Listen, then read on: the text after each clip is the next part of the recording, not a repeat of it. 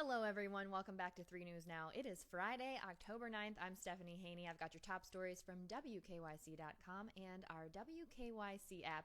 Thanks for being here with me to get filled in on what's going on here in Northeast Ohio and around the world. It is Friday. We have made it to Friday, October 9th. I have to tell you guys, this is the Mondayest feeling Friday of a Friday that we've had in a long time. I don't know if that's just for me because I stayed up late last night watching Peaky Blinders for the 75th time, but definitely doesn't feel like Friday, but it is. We did make it here. By the way, if you're looking for something to stream, I do recommend Peaky Blinders. It is a great show. There's 5 seasons, so plenty to watch.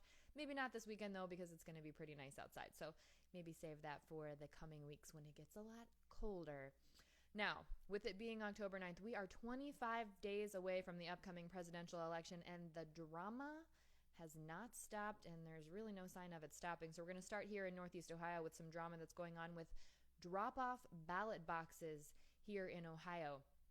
A federal judge has now ruled again blocking restrictions put on ballot drop boxes here in Ohio by our Secretary of State, Frank LaRose. Now, to remind you how this all got started, here in Cuyahoga County wanted to put 6 additional ballot drop boxes at public libraries throughout the county in order to increase voter access. Well, Ohio Secretary of State Frank LaRose said a while ago that he did not believe that was in line with Ohio law, that was not permissible. Now, by the way, if you look at federal guidelines, which are cited in this latest federal judge's ruling, federal guidelines call for 1 ballot drop box for every 15,000 to 20,000 voters. So, reminder, Cuyahoga County wants 6 additional ballot drop boxes. Well, here in Cuyahoga County, there are about 900,000 registered voters. So, under those federal guidelines, that would call for up to 60 ballot drop boxes. So, they're asking for 6. So, just keep that in mind. Well, that battle continues because a federal judge on Thursday temporarily blocked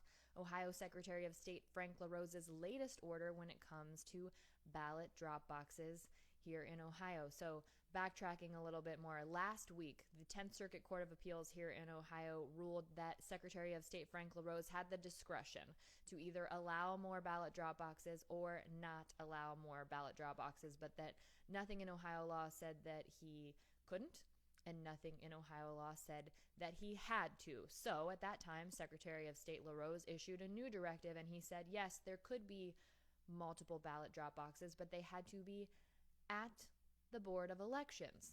So from a legal standpoint, I am a lawyer licensed here in Ohio, also in California, and just from a practical standpoint, that doesn't really have any impact on increasing voter access if you're allowing multiple drop boxes, but them only to be at the County Board of Elections. And under LaRose's directive, it also said that there could be staffed collection of ballots outside of the Board of Elections. Well, if you read that, a possible reasonable interpretation of that, my reasonable interpretation of that when I first read that was, okay, there can be staffed collection sites off-site, not at the Board of Elections. Well, a lawsuit was filed by an organization called the A. Philip Randolph Institute. They filed a lawsuit saying that they wanted to ensure that those locations could be off-site. Well, at the time, U.S. District Judge Dan Polster dismissed that lawsuit because he said, based on his interpretation of that there could be off-site collections as long as they were staffed, and that was therefore providing what the lawsuit was seeking. But then Secretary of State Frank LaRose's office clarified and said, no, he literally meant outside, steps outside on the property, but just outside the physical walls of the County Board of Elections. So now Polster has reopened that case, and he says that it appears that the Secretary of State has arbitrarily drawn the boundary of what it means to be outside the Board of Election, to be with just a few feet away, and to not include a library, which is a few miles away. And that leaves the court and the County Board of Elections with no working definition of what it means to be outside in terms of where outside collection is permissible. So, of course, Frank LaRose is appealing this decision, so we'll be waiting to see what happens with that. But as of right now, this latest federal court ruling has language in it that suggests offsite collection sites other than secure drop boxes, maybe not necessarily those secure drop boxes, would need to be staffed, which under LaRose's directive, it did talk about staffing by at least one Democrat and one Republican member of the County Board of Elections, but not totally clear on the staffing or the monitoring requirement at this time, and also how that might pertain to secure drop boxes versus in-person collection from staff from the County Board of Elections. But Judge Polster did call blocking this latest directive from Frank LaRose, limiting those multiple drop box locations to just at the County Board of Elections. He called blocking that order essential to vindicate a vital constitutional right. And again, that is being appealed. But unless the appeals court puts a stay on this order from the judge, that would go into effect here in Cuyahoga County, and they do plan to put up those new drop box locations by October 13th. So we'll be watching that very closely. Now, more drama when it comes to the election, and this is over those presidential debates.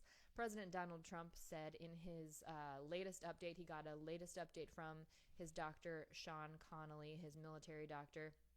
The doctor said that he could resume campaigning this weekend, and he had finished his course of COVID-19 treatment. So President Donald Trump is taking that to mean that he can be at an in-person debate in Miami next week on Thursday, October 15th. However, there's been no talk of a negative test of COVID-19 for the president, and for all we know, he is still recovering from COVID-19. And of course, under those CDC recommended guidelines, people are supposed to quarantine for up to 10 days after they no longer have symptoms related to COVID-19, and 14 days after exposure to people who have tested positive. So with all of the people who have tested positive in the White House orbit, that's a whole nother question, is whether there was additional exposure. But regardless of that, the Commission on Presidential Debates said that next week's debate, should it happen, which it would happen according to the Commission of Presidential Debates, will be virtual, and they're not walking back that decision.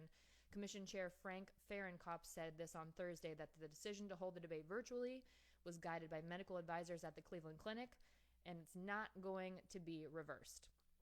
The commission said that this is based on staff concerns as well. So that March 15th debate in Miami not happening in person next week. Now, President Donald Trump said when this first came out that he would not participate in a virtual debate and he would just hold a rally instead. Well, then former Vice President Joe Biden's campaign said, well, let's just move it to October 22nd. That was supposed to be the third and final scheduled debate happening in Nashville. Well, President Trump's team said, okay, that's fine, but then let's also have one on October 29th. And by the way, we're not doing anything virtual.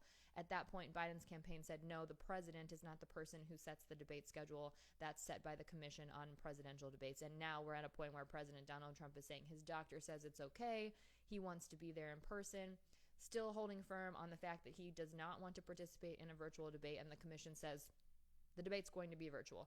That's what it is. So here's what we do know. Biden's campaign had said that he'll follow the commission and also medical experts' guidelines, which, by the way, as I mentioned, medical expert guidelines do call for quarantine for 10 days after last symptoms, and it's not clear if next Thursday, October 15th, would meet those standards for the president. But again, all of that irrelevant because the commission said it will be virtual. Now, we do also know that Joe Biden has agreed to hold an ABC town hall on October 15th if that debate doesn't happen. And what we do know also is that October 22nd, which was scheduled to be the third and final debate, does seem to be a go as of right now. Now, Biden's campaign has suggested that that format be changed to the town hall meeting format, which is what that debate was supposed to be like next week on October 15th. Trump's campaign has not weighed in on that, so that remains to be seen. Again, lots of drama when it comes to debating the debates. And we thought there was a lot of drama at the first debate. Now we've got all this intermediary drama in between. Lots going on there. Again, just 25 days away from the presidential election. That's coming up on November 3rd. Now, President Donald Trump has also commented about the foiled kidnapping plan of Michigan Governor Gretchen Whitmer. If you remember, the FBI came out yesterday and said that there were 6 men who have been charged at the federal level, more men being charged with state charges as well, 7 at the state level, a total of 13 people charged with a plan to kidnap Governor Gretchen Whitmer. This is all over her response to COVID-19. Now, the president has been criticizing Governor Whitmer's COVID-19 response for months, so he tweeted some attacks on the governor yesterday. He said that she'd done a terrible job, and he said that his Justice Department and federal law enforcement announced a failed plan to get to the governor, and that rather than say thank you, President Donald Trump tweeted, she calls me a white supremacist.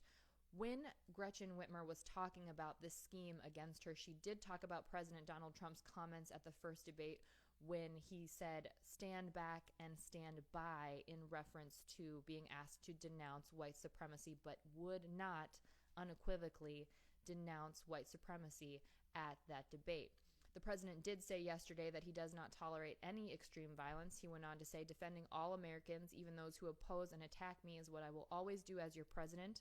Governor Whitmer, open up your state, open up your schools, and open up your churches. However, in Michigan, by the way, schools are open and so are churches. So that part of the president's tweet, definitely not accurate there. And in response to that, Governor Whitmer tweeted a link to the news conference that she held on Thursday afternoon, where she said that President Donald Trump's words have stoked hatred from far-right extremists. So President Donald Trump taking a very forceful tack with Governor Whitmer after it was revealed that people were actually plotting to come first to the Capitol building, to storm the Capitol building, but then to her vacation home in northern Michigan and attempt to kidnap her and, in their words, according to the FBI, try her for treason. Now, as all of this is unfolding, against the backdrop of this, Speaker of the House Nancy Pelosi is now discussing creation of a 25th Amendment Commission. Now, the 25th Amendment is the amendment to the Constitution put in place in order to be able to remove the president from power in the event that the president becomes incapacitated. So what Speaker of the House Nancy Pelosi is proposing now is legislation in order to create a commission in order to assess the president's capacity and also put a process in place, because the 25th Amendment has been in place since 1967, but there's actually no formal process that's outlined per se at this moment in order to formally remove a president from power. There are ways that have been recognized in the past. The president can hand that over himself. If the president is completely incapacitated, the vice president can come before Congress and declarations can be put in place. But this would put a formal process in place for those other bodies in order to step in and carry out the spirit of the 25th Amendment. Now, Pelosi said that this would be, a process put in place for future presidents, but she did point out that President Donald Trump becoming diagnosed with COVID-19 actually brought attention to the issue. She also pointed out the tweets from President Donald Trump that many people considered very strange, many political analysts wondering what the president was doing when he tweeted halting relief package talks related to COVID-19 stimulus packages for Americans, and then backtracking and saying that he wanted a bill for a $1,200 stimulus check, he wanted a bill for an airline stimulus package, those kinds of things. So also along those lines, Pelosi has said that the public does need to know the health conditions of the president more clearly. And in response to this, President Donald Trump tweeted this. This is a direct quote from the president's Twitter. Crazy Nancy is the one who should be under observation. They don't call her crazy for nothing. Now, yesterday, when discussing the fact that she would be having this conversation about the 25th Amendment today, Speaker of the House Nancy Pelosi mentioned the treatments that President Donald Trump has been on have been mentioned by medical professionals to have side effects that might affect a person's mental capacity. Other doctors, however, saying if you're not directly testing the president, if you're not directly reviewing the president and working with him, that's something that's too speculative to know. But it is something that Speaker of the House Nancy Pelosi did mention as well yesterday. And people have been discussing the 25th Amendment in terms of the President Donald Trump for quite some time now, in light of the fact that more than 211,000 Americans have now died, according to COVID-19, with millions infected by the virus. Senate Majority Leader Mitch McConnell actually admitted yesterday at a campaign stop that he stopped going to the White House 2 months ago because he disagreed with the White House's COVID-19 protocols. And the last time that he was at the White House was August 6th. So yesterday, McConnell said that it was his impression that they were handling COVID-19 differently than he would, and how he insisted it be handled in the Senate, and that included wearing masks and practicing social distancing. So Nancy Pelosi again introducing this legislation today. However, Congress is not in session at this time, so not likely to move forward right now at this time because they simply don't have the people there to vote on this, but definitely bringing this conversation to the forefront in light of the fact of the president being diagnosed with COVID-19 at this time.